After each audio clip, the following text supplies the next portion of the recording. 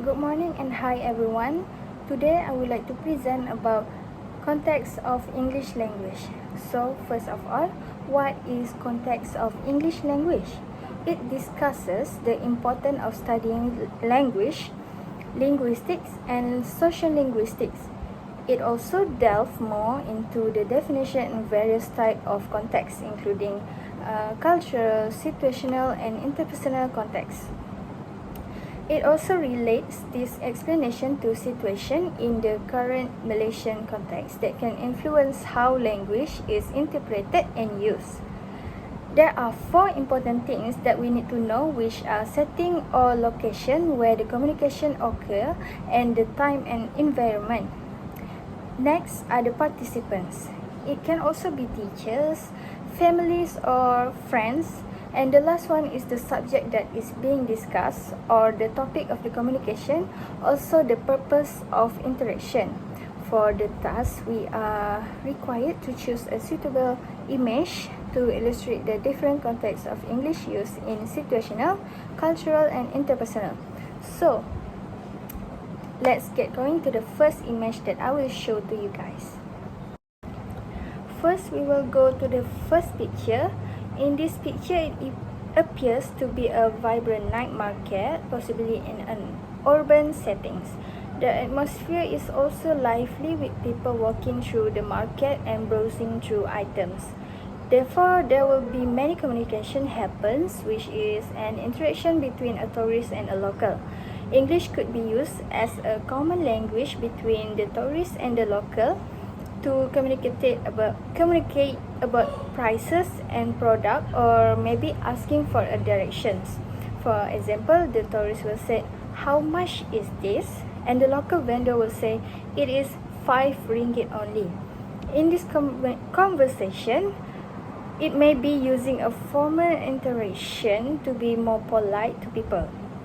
Next, maybe there will be social interaction between families or friends that are attending the market together, might speak in English to discuss what they want to buy, ask for an opinion or where to go next. For example, communication between 2 friends who are looking for snack to enjoy.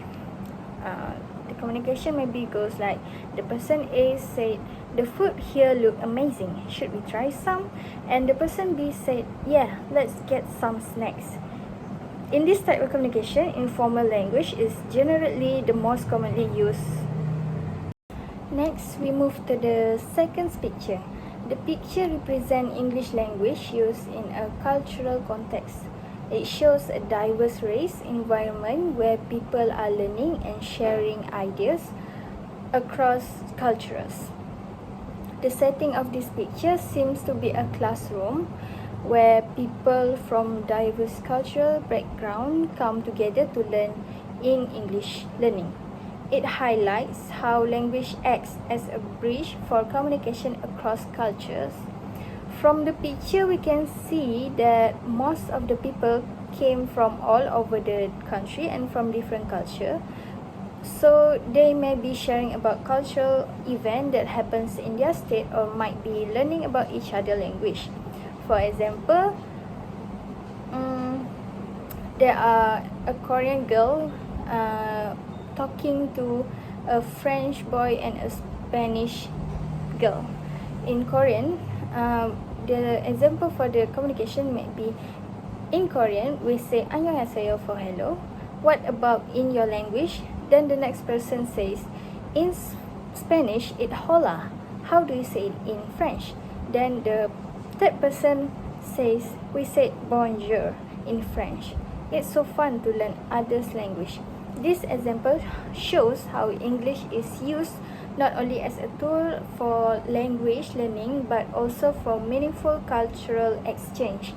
This type of communication, shown in the image, typically leans toward informal usage, but it also can include elements of formal communication depending on the situation. Okay, so for the last picture, it shows a teacher engaging in one-on-one conversation with the students, likely in a classroom setting. This interaction demonstrates on interpersonal context of English language use where the teachers and the student are discussing an academic task. This type of communication usually use formal communication to sound more polite. This type of interaction usually takes place in a classroom setting and the participants are between teachers and students who discuss education for learning. This interaction illustrates how English is used as a medium for interpersonal communication in a learning environment. Several aspects of communication can be highlighted here, which is the first one is the purpose of the communication. Surely the teacher is like explaining, clarifying or guiding the student in their work. The purpose of the communication is instructional, aiming to enhance the student's understanding. For the student, the purpose is to receive and respond to feedbacks, ask questions, and seek clarification, which are crucial for their learning process. This image captures a fundamental aspect of interpersonal communication in educational, where English is used as a tool for instruction, guidance, and feedbacks. The teachers adapt both verbal and non-verbal communication to suit the students' need, fostering an environment conducive to learning. This interaction shows how English can shape relationship and facilitate personal and academic growth in a learning context. The use of English varies significantly across situational, cultural, and interpersonal contexts, each requiring adjustment in language, tone, and communication style. For situational context, English use is highly depend on the specific scenario or environment, such as formal settings, for example, for business meetings, and informal settings like casual conversation.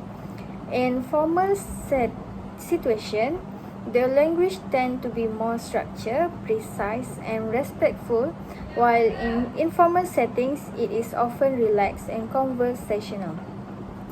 For cultural context, culture can help to shape how English is used, as norms, values, and communication styles vary from one culture to another. Understanding cultural differences is crucial for effective communication. In cross-cultural interaction, sensitivity to gesture, idioms, politeness level, and non-verbal cues is essential to avoid miscommunication or misunderstanding. And lastly, for interpersonal context, English used in interpersonal communication focus on building relationship and exchanging information between individuals. Language here is adapted based on the relationship dynamics, such as between a teacher and student, colleagues, or friends. Tone, body language, and verbal communication are adjusted to ensure clarity, engagement, and emotional connection.